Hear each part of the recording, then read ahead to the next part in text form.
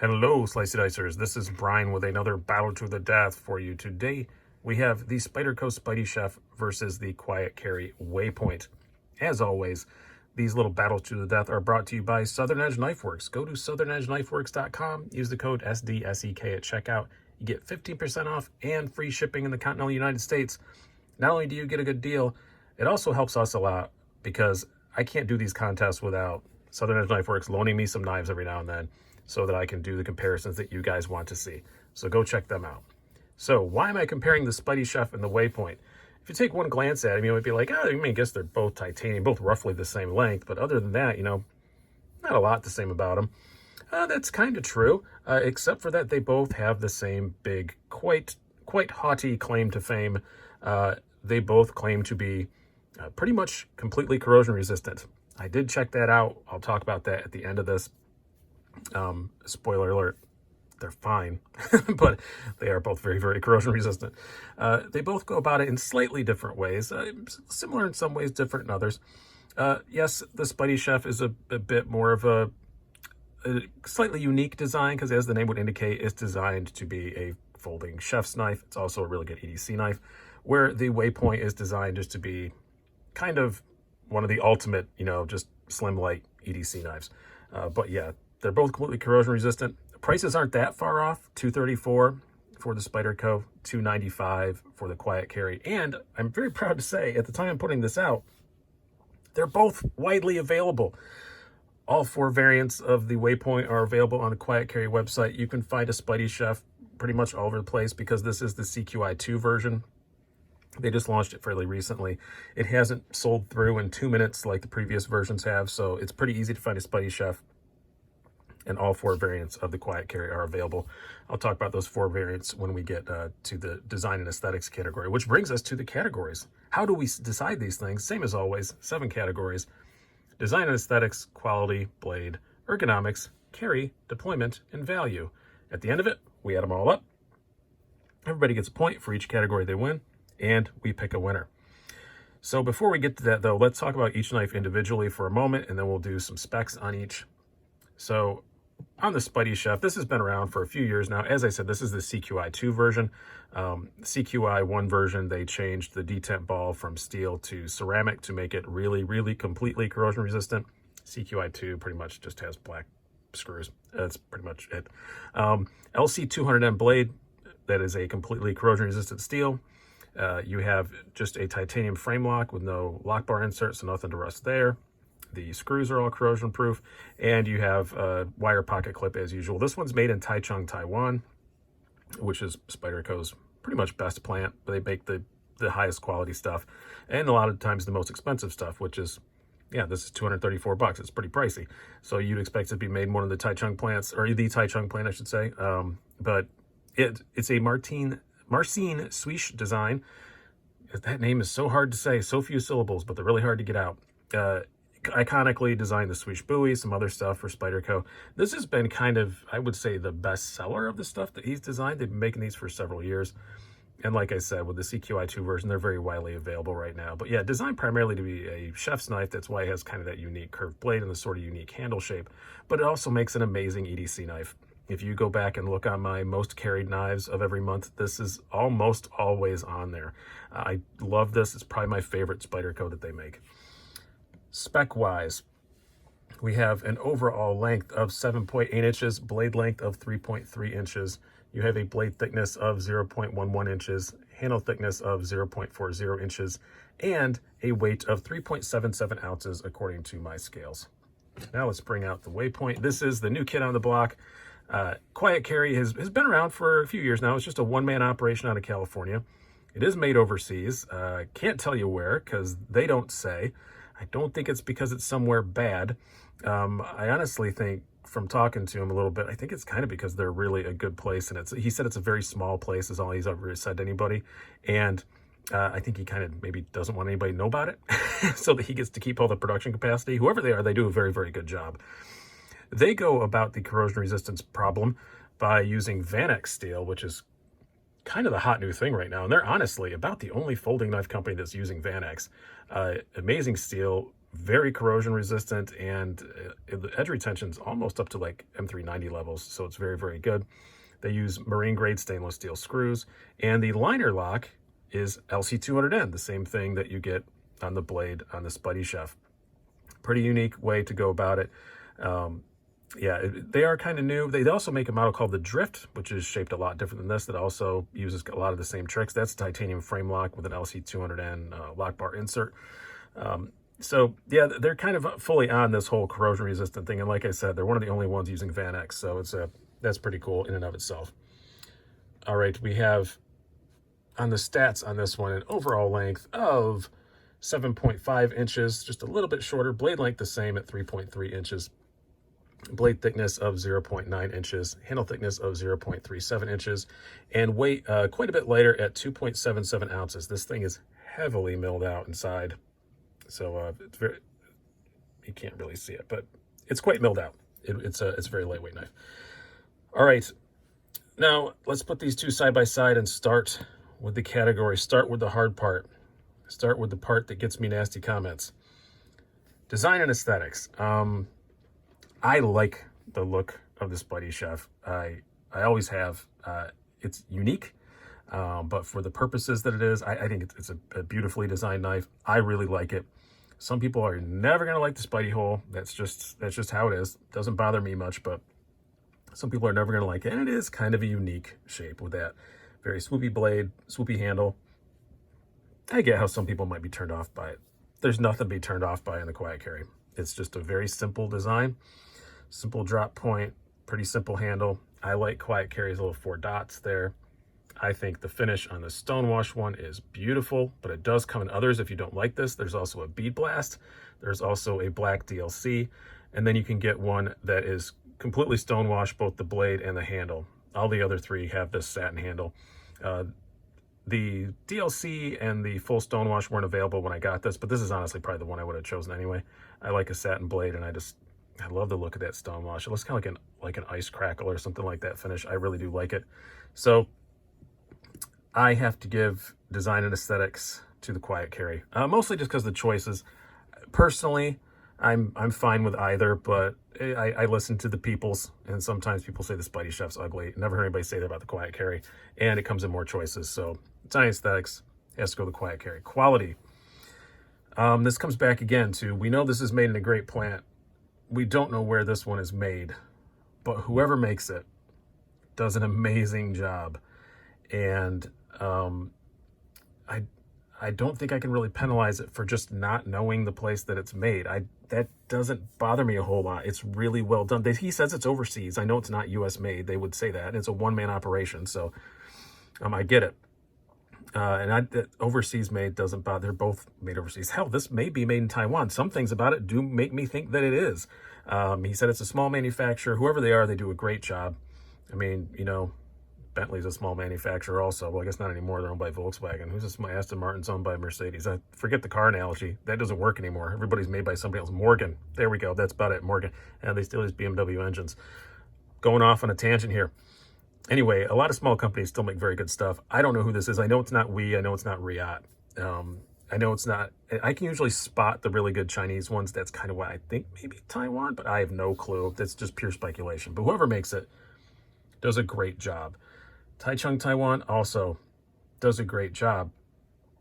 I initially said in the first review of this, I thought these screws felt a little bit soft. Upon further review, after having taken it apart twice, just for this review, both these come apart 2 additional more times. So this has been apart like 4 times. This has been apart who knows how many times. Because I've had this for quite a while longer. I don't think the screws are that soft anymore. This has been apart at least 4 to 6 times now, and yeah, there's no real appreciable anything on the screws. So I take that back. The screws are fine. They're not great. They're not, like titanium screws, but they're really good screws. But they're at least as good as the Spyderco. I have to give it to the Quiet Carry. I don't care who makes it. If you want to flip this score the other way because you don't know who makes it, then that's fine with me. But I know it's good. That's all I really need to know as far as the quality goes. Blade. Both very thin blade stock. Quiet Carry's a little bit thinner. Both almost exactly the same thickness behind the edge, right around 23 thousandths. Both very good grinds, at least on the one that I got. It's a great grind on the Quiet Carry. The Spyderco, usual, usual Spyderco consistency. You do have a really nice sharpening choil on the Quiet Carry that you don't have on the Spyderco. And this is a hollow ground and a slightly thinner blade, so it is a much better slicer. Now, if you're actually looking for a knife that you are going to use in the kitchen, and that might be a reason why you want a completely corrosion resistant knife, because that's what I love about using my Spydiechef in the kitchen. I just toss it in the sink with everything else, when I'm done with it, and who cares? It's not going to hurt it. Never has, never will. But at the end of the day, for usual EDC tests, I prefer the Quiet Carry's blade. Better piercer, a little bit better slicer, and it's freaking Van-X. The edge retention on it has been amazing. I've been putting this through as much torture as I can in a week and a half of ownership, and yeah, I think I stropped it once, and I don't even really think I needed to. It was just because I knew this comparison was coming up, so I wanted to. Really good edge retention. I'm very impressed with the Van-X steel. Really like it. It's gotta give the win on the blade to the Quiet Carry. Ergonomics. Pretty easy slam dunk win for the Spydiechef. It just fills my hand, but I have really long fingers. There's nothing wrong with the ergos on the Quiet Carry. They're good. We'll talk about that in just a moment. But this one just fills my hand well. I love the way that the handle is arced. It just fits really well. My thumb lands exactly where I want it to. And it's especially for its purposes, it's very, very good. There's nothing sticking down. It's pretty easy to do little rocker cuts and things like that. But I just love the ergos on this thing. It does feel very, very good. And that's why I carry it just so much. That's why it's in my most carried videos so often, because I just really enjoy carrying it and just enjoy having it in my hand. It's just a very, very comfortable knife, especially for if you're working with this for a long time, like you might in a kitchen. It's nice to have that extra just hand filling potential of the handle. The Quiet Carry is perfectly fine. I have no issues with it. There's no hot spots, other than maybe right back here on the pocket clip. Maybe when I used it for a really long time, I would start to feel it a little bit. Nothing objectionable, but that one little thing. It's just the handle's a bit thinner. My long fingers, I like a thin handle just as much as the next guy, but you can see my fingers are wrapped all the way around and touching my hand. You kind of wrap around inside of it. And that little hot spot on the clip, two tiny little things that normally wouldn't hurt it, but it's going up against a really well-designed ergonomic knife. So pretty easy win in ergonomics for the Spyderco. Carry. Bring out Yale Wranglers Mark II. Close these suckers up. All right. So you can see what the height of the two is. I think you kind of know the way this one's gonna go, because we're just about what they feel like in the pocket. The Spydiechef is fine. It's a great knife to carry in the pocket. It was in my video of best knives to take a nap with, because which was a silly little video, but it's just as dumb as you think it is. But when you put it in your pocket, it's very thin, in this dimension, but it is kind of tall. Getting your hand past it isn't a problem. It never really bothers me at all. It's perfectly fine. Weight is fine too. 3.77 ounces, not bad. Very nice pocket clip. A little bit sticking out, but no big deal. But the Waypoint just carries magnificently. Pocket clip quality, pretty equal. It carries even deeper, and it just takes up no room in the pocket. As you can see here, just almost nothing. It's a full ounce lighter. Easy to get your hand past. Yeah. Quiet Carry is just awesome. It's just a fantastic carry. So this is another one. This is a battle of really, really good versus great, or great versus fantastic, whatever you want to call it. As far as the deployment goes, Quiet Carry does. I love the D10 on this thing. Rockets right out. Reminds me of an Ontario Rat Model 1, which is not at all an insult. Ontario Rats, I know they're cheap knives, but they have amazing D10. Model 1, Model 2, both. They're just great. Both of these are running on phosphor bronze washers, obviously, for the corrosion resistance purposes. Just rockets right out. Absolutely no problem whatsoever. No issues at all. And I just love the action on it. But I can't can't reverse flick it. I'm sure somebody's going to reply in the comments, well, I can. Well, good for you. I can't. The Spydiechef, I'll admit this has a lot more miles on it. It's a lot more broken in. Actions, the detent's probably just as good. It's at least 99% as good. And you can Spidey flick it. That's a little better. It's a little more drop shot. Again, it's more broken in. But I don't think, neither of these are ever going to be really drop shutty. But I think the Spydiechef will always be just a little bit more than on the Quiet Carry. Quiet Carry is running on slightly smaller bronze washers. So, yeah, deployment. Got to go to the Spydiechef, which I was not expecting that because I really do love the action on that. But then once I sat and played with them side by side, I'm like, nah, I do still like the Spydiechef a little bit better. Value. This is a toughie. So, $60 more in the Quiet Carry. That's not an insignificant amount of money, but it does have Vanix, which is really hard to find. It's the hot new thing right now, and I think for good reason in my experience. Spydiechef 234, some people say it's overpriced. I don't agree with that. I think the Spydiechef is priced just about exactly right for what it is. It's one that the prices have crept up. I think they used to be right around $200, maybe $215, something like that. They have crept up. But it hasn't been hit as much by the Spyderocalypse price increases as a lot of their models have. I still think 234, Marcin Swish design, Tai Chung, I think that's about right. The Quiet Carry 295 also, I think it's about right. It's a very, very well-made knife, amazing materials. You know, an LC200 liner lock, how often do you see that? Vanix steel on the blade, beautiful fit and finish. Tempted to call it a tie, but the only reason why I'm giving a very slight edge to the Spyderco is it's a Spyderco, and you know who you can reach. You know who to call and who to get. The Quiet Carry, you know who to call too, but it's a one-man operation, and I have heard no bad things about warranting stuff through them, but you just kind of get the feeling that it's probably going to be easier to get something taken care of on the Spyderco if something goes wrong, and there is some value to that. And it's a Spyderco. There's some value to the, to the name, I guess. Quiet Carry, I think in the next couple of years is going to be a name that to be reckoned with. But at the moment, they're not. So right now, I'd have to give the slight edge in value to the Spydiechef. But in the future, that may flip. Who knows? Right now, Quiet Carry, they've been around for a few years, but they haven't made a whole lot of knives. So got to give a slight edge to the Spyderco just because I know they're a known quantity, I guess is why I'm gonna do that. Probably best way to word it.